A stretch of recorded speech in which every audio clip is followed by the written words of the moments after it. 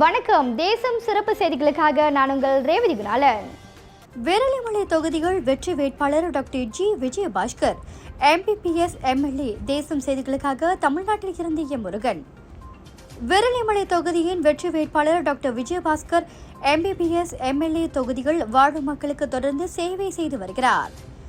இவர் பல கல்லூரிகளை உருவாக்கியுள்ளார். கோவில்களுக்கும் சாலை வசதிகளுக்கும் மற்ற வசதிகளும் உடனுக்குடன் செய்து தந்துள்ளார்.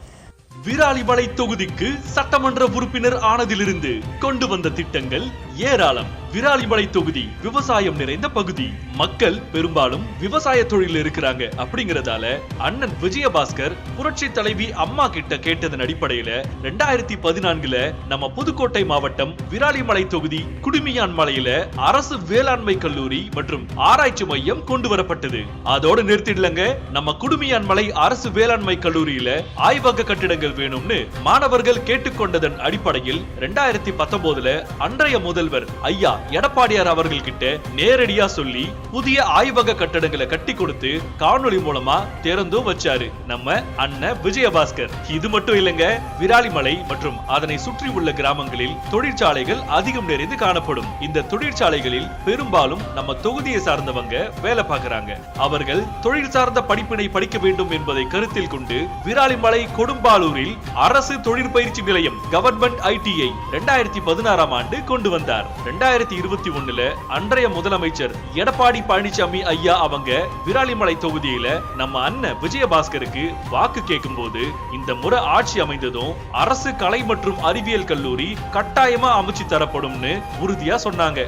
நிச்சயம் 2026 அனைத்து இந்திய அண்ணா திராவிட முன்னேற்ற கழகம் ஆட்சி அமைக்கும். அண்ணன் விஜயபாஸ்கர் தொகுதி முழுக்க திட்டங்களால் நிரப்ப இருக்கிறார். தயாராயிருங்க மக்களே.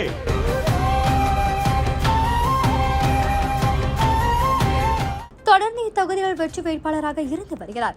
இப்பொழுது இந்த தொகுதிகள் மீண்டும் களமிறங்கியுள்ளார். அவருடைய வெற்றி உறுதி என்று இப்பொழுதே உறுதியாகிவிட்டது. அந்த அளவுக்கு அங்குள்ள மக்கள் அவர் மீது நம்பிக்கையை வைத்துள்ளனர். இத்துடன் இன்றைய செய்திகள் நிறைவடைகின்றன. மேலும் பல ஆன்மீக செய்திகளை தெரிந்து கொள்ள தேசம் டிவி மலேசியா யூடியூப், டிக்டாக் மற்றும் இதர சமூக வலைதளங்களை பின்தொடருங்கள். உங்களிடமிருந்து விடைபெறுவது நான் உங்கள் ரேவதி குணாலன். மக்களோடு தேசம், தேசத்தோடு மக்கள். நன்றி, வணக்கம். ஒரு வீட்டுக்கு ஒரு பட்டதாரி எனும் நிலை போய் ஒரு வீட்டுக்கு பல மருத்துவர்களை உருவாக்கும் நடவடிக்கையில் இறங்கியுள்ளது எய்ம்ஸ் பல்கலைக்கழகம்.